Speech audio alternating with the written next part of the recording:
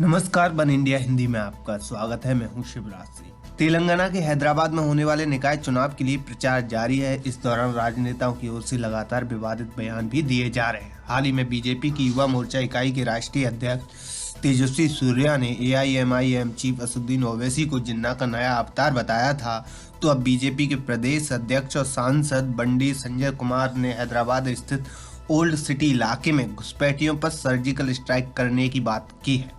Greater Hyderabad नगर निगम चुनावों के लिए प्रचार करने पहुंचे बीजेपी सांसद बंडी संजय कुमार ने कहा कि बीजेपी के चुनाव जीतने और उसके नेता के मेयर बनने के बाद पाकिस्तान समर्थक तत्वों और रोहिंग्याओं को भगाने के लिए पुराने शहर पर सर्जिकल स्ट्राइक को अंजाम दिया जाएगा।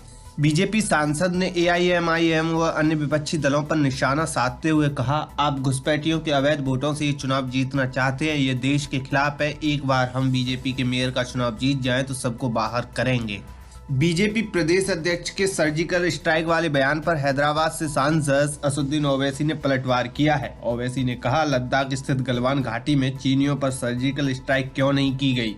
आप किस पर सर्जिकल स्ट्राइक करना चाहते हैं? चीनी सेना PLA ने लद्दाख में भारत का 970 किलोमीटर क्षेत्र घेर लिया है।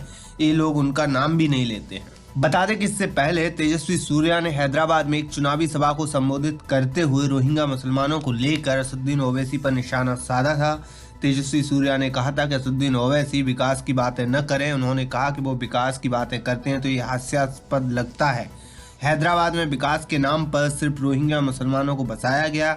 इतना ही नहीं, तेजस्वी सूर्या ने कहा कि ओवैसी को वोट देना मतलब भारत के खिलाफ वोट देना है।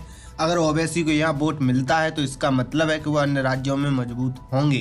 डेमोक्रेसी ಅಂತಂದ್ರೆ democracy is a system of the people for the people by the people. ಈ ಡೆಫಿನಿಷನ್ ಓದಿದ್ವಿ ನಾವು।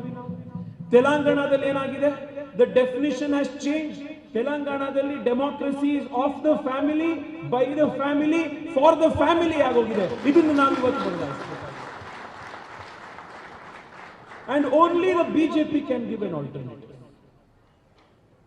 It is only in the Bharatiya Janata Party where a samanya karyakarta or armed karyakarta of coming from a modest family can rise to be the national president of the Bharatiya Janata Party. In no other political party is this possible. BJP is not the party of a single individual. BJP is not the private property of Narendra Modi. BJP is not the private property of JP Nadda, Amit Shah, Tejasvi Surya. Bharatiya Janata Party belongs to the millions and millions of armed karyakartas of the Bharatiya Janata Party. It is a party of all of us. It is not a party owned by a single family. बता दें कि BJP की ओर से लगातार AIMIM और असदुद्दीन ओवैसी पर निशाना साधा जा रहा है, तो दूसरी तरफ ओवैसी भी लगातार बीजेपी पर करारा वार कर रहे हैं। इस खबर में फिलहाल इतना ही। तमाम अपडेट के लिए बने रहिए वन इंडिया हिंदी के साथ।